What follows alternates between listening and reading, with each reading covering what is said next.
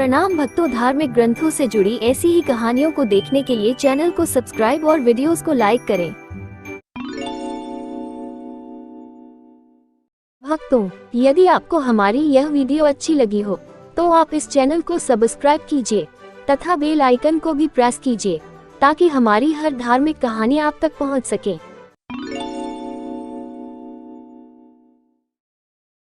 भगवान तिरुपति बालाजी की कथा। भक्तों, श्री हरिनारायण ने अपने भक्तों के लिए अनेकों अवतार लिए हैं, किंतु भगवान विष्णु का ये एक ऐसा अवतार है जब भगवान श्री हरि विष्णु को माता लक्ष्मी से वर्षों का वियोग सहना पड़ा और उन्हें पुनः अपनी पत्नी के रूप में प्राप्त किया। किंतु क्या कारण था कि माता लक्ष्मी ने बैकुंठ का त्याग कर दिया और प्रभु नारायण को, माता लक्ष्मी को पुनः अपनी पत्नी के रूप में प्राप्त करने के लिए इतने वर्षों का वियोग सहना पड़ा?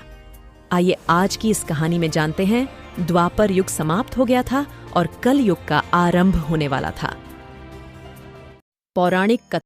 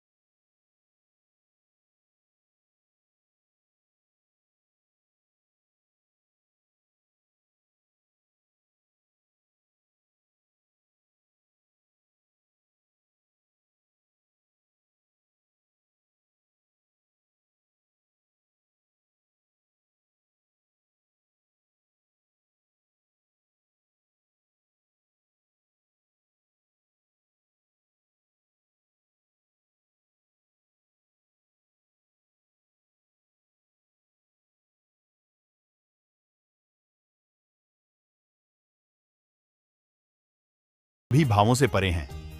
आप कृपया उनके पास जाइए। अब केवल त्रिदेव ही आपको आपके इस प्रश्न का उत्तर दे सकते हैं। मैं आपके कथन का अर्थ समझ गया हूँ मुनिवर, आपने उत्तम उपाय बताया है। आपने उचित ही कहा कि इस महायज्ञ का फल त्रिगुणातीत पर ब्रह्म, अर्थात जिसके भीतर क्रोध, अहंकार और मोह आदि का भाव नहीं हो और जिसमें सद्गुण हो, हम उन्हीं के श्री चरणों में इस महायज्ञ की पूजा का फल अर्पित करेंगे।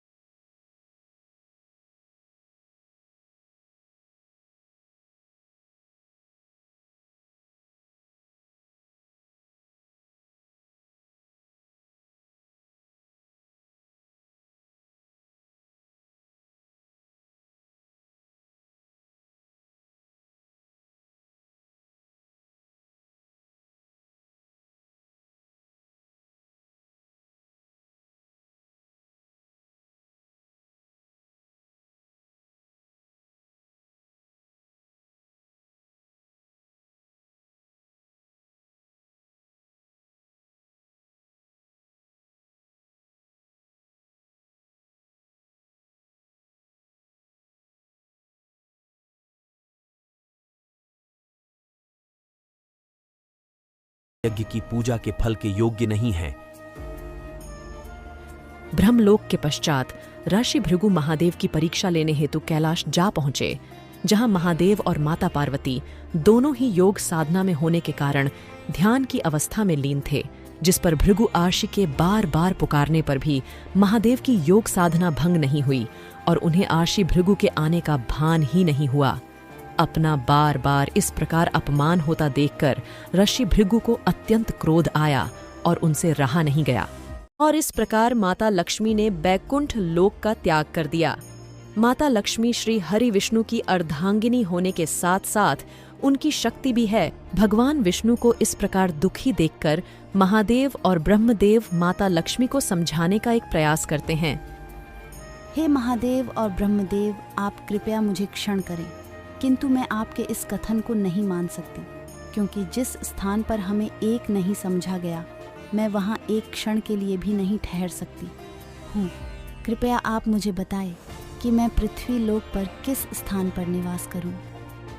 हे देवी लक्ष्मी, यदि यही आपका निर्णय है तो आप पृथ्वी लोक पर तिरुमला पहाड़ी पर स्थित वेंकटाद्रि पर्वत की चोटी पर निवास करें। इस स्थान पर श्री हरि विष्णु ने अपने वराह अवतार में निवास किया था। ठीक है महादेव, जैसा आप कहें मैं तिरुमला पहाड़ी पर निवास करूंगी और समय आने पर मैं स्वयं आर्षि भृगु की पुत्री और अपने एक महाअंश के रूप में जन्म लूंगी। महादेव और ब्रह्मदेव, अब हमें अपना रूप बदल लेना चाहिए ताकि हम सभी पृथ्वी लोक पर जा सजाए और कोई भी हमें पहचान नहीं पाए।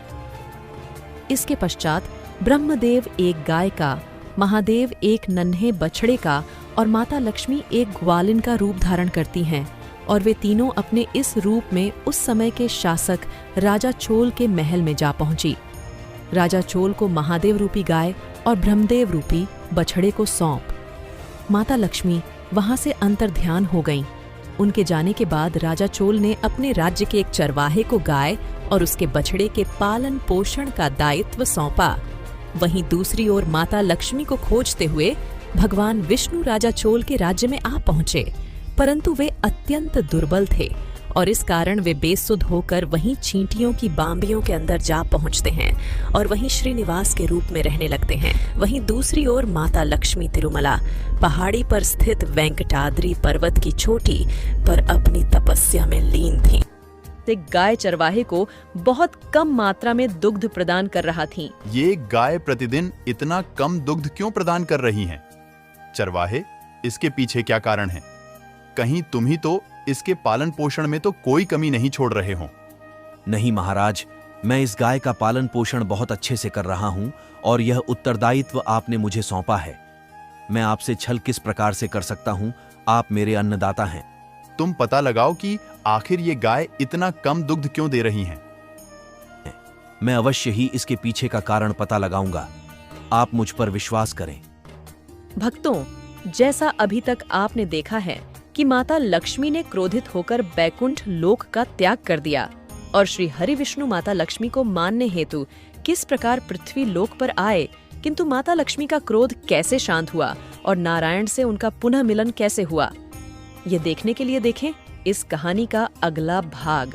धार्मिक कहानियों के इस चैनल में हम आपको हर दिन ऐसी ही नई और ज्ञानवर्धक कहानियां सुनाते हैं। यदि आपको हमारा यह प्रयास अच्छा लगे तो इस चैनल को सब्सक्राइब कीजिए। इस कहानी को देखने के लिए आपका धन्यवाद।